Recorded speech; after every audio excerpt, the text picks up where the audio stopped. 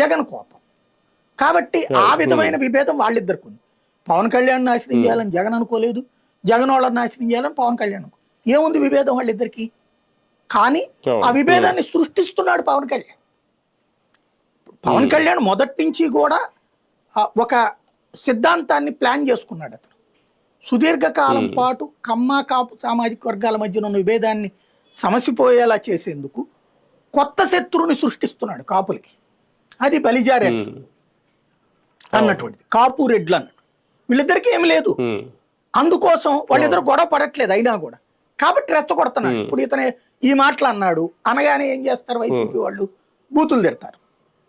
తిట్టగానే అదిగో చూసారా మనకు పవన్ కళ్యాణ్ ఎట్లా అంటున్నారు అంటారు.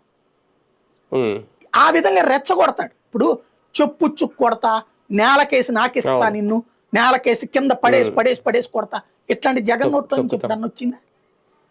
లేదు కదా. కానీ వాళ్ళందరూ రాక్షసులు, వాళ్ళందరూ రౌడీలు. మరి నీ దగ్గర ఉన్నటువంటి వాళ్ళు ఏమవుతారు అప్పుడు? ఇప్పుడు నువ్వు ఎవరితో జట్టు కడతానో వాళ్ళందరూ ఎవరు? ఇప్పుడు చివరికి నిన్న గురజాల్లో మున్సిపల్ చైర్పర్సన్ కౌన్సిల్లోకి వెళ్లకుండా అడ్డుపడ్డారు పోలీసులతో.